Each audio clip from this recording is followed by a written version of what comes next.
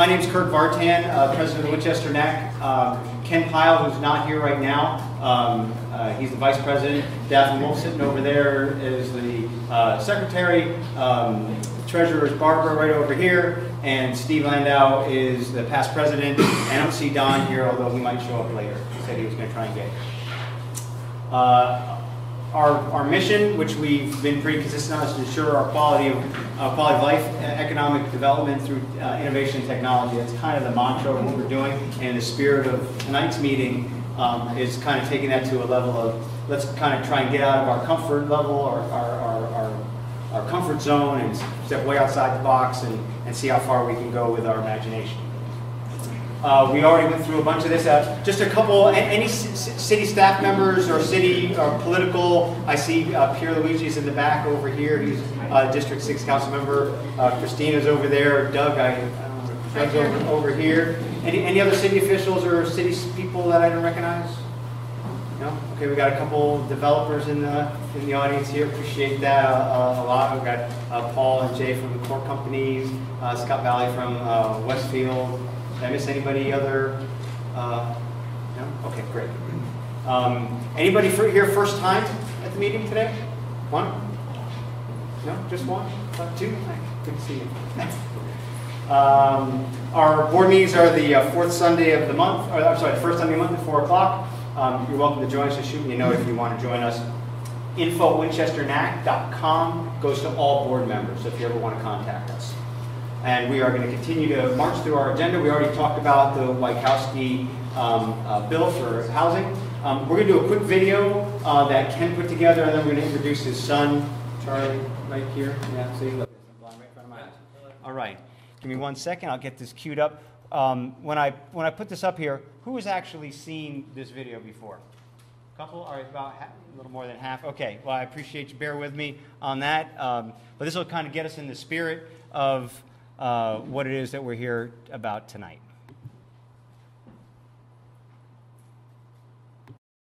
Imagine what life was like before 280. For some of us, we have distant childhood memories of orchards and neighborhoods of the pre-freeway era. Land was cheap then, and burying a freeway in San Jose would have been a ridiculously expensive concept. But land in this area is now scarce, prices are high, and we need to have a vision that reunites our neighborhoods and improves the quality of life for all. But to paraphrase a sage from those bygone years, the times continue to change. As my travels take me around the country, I see examples, whether in Las Vegas at the Convention Center or Minneapolis at the Loring Greenway Association. I see examples of communities that have literally bridged the divides caused by the rapid expansion of the baby boom era. This video will look at examples from around the U.S. where communities have capped freeways, recaptured airspace, and effectively created new land. First, let's move up the coast to a pioneering project in Seattle and the Freeway Park, conceived of in the late 1960s and opened in 1976. This park, built over I-5, was financed through a combination of local bonds, state, and federal highway funds. It was propelled forward by individuals, public partners, and private development, as evidenced by the 21-story building that anchors the edge of the park. One of the innovative things about this is it embraces the idea of decoupling parking from living spaces, as leaders saw the importance of reducing pollution by keeping cars away from the downtown core. Trenton, New Jersey found that by covering the freeway and exposing the river shore, they had new development and they increased the value of the existing homes and the lots because they suddenly had a view of something other than traffic. This $150 million project created a 6.5-acre park. In New York City, where land is in limited supply, there are many examples of using airspace to create new land, such as at the Rockefeller University. Here, they even built student housing over FDR Drive. Hudson Yards in New York City is building a platform over an existing railroad yard that will feature more than 17.5 million square feet of commercial and residential space.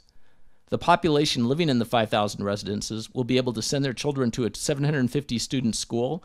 They'll be able to avail themselves of 14 acres of open space. Related Companies is building this $20 billion project, and soon will be bringing their expertise to the city of Santa Clara with the City Place, which is being built on old landfill. Further north, Boston has been working with the Massachusetts Turnpike Authority to determine how to use the 23 parcels above the turnpike through Beantown to reclaim 44 acres of unused airspace. One of the first promised projects is the Fenway Center, which promises 1.3 million square feet of mixed-use space over 4.5 acres. The developer is apparently able to deduct the cost of the deck construction off the cost of rent in exchange for the air rights. This project has been in the planning stages in various forms since 2007, and as of April 2016 is still renderings only. Israel, which is the Silicon Valley of the Middle East, is embarking on its most ambitious municipal project ever with the Ayalon Park in Tel Aviv.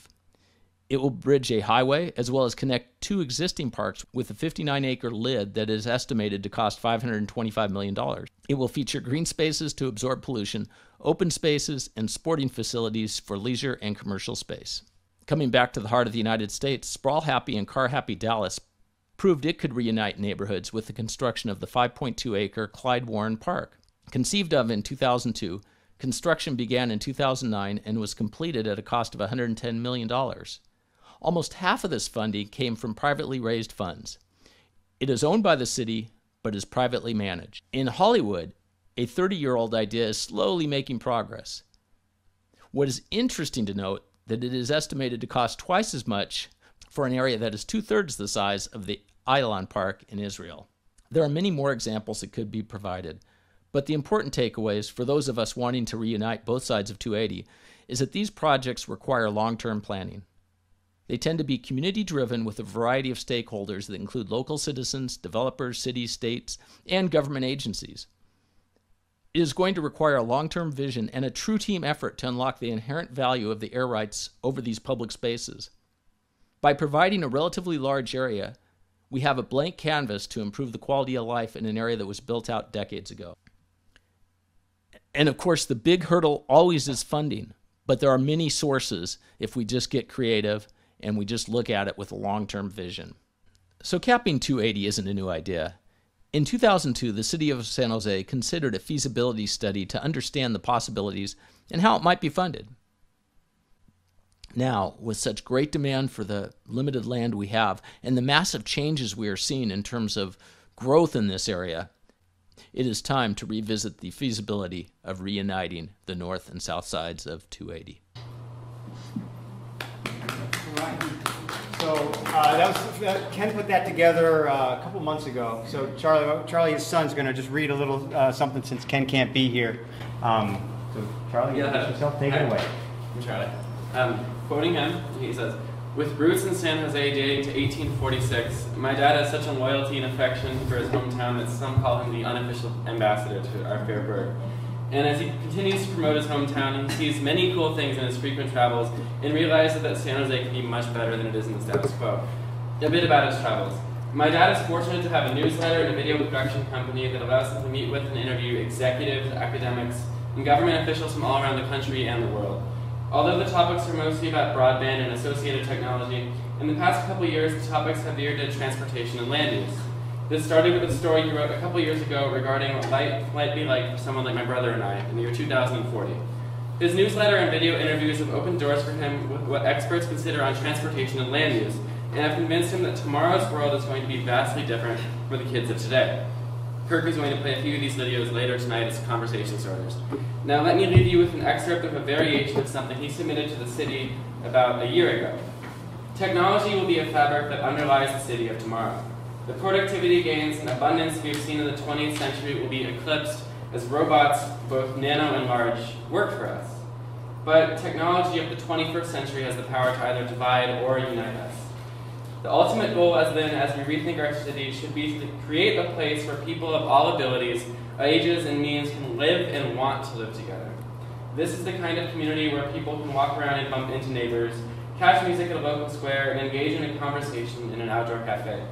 It is a place that will facilitate the face-to-face encounters that may become increasingly rare as technology allows one to have life delivered to them through a broadband tube or just an airborne drone.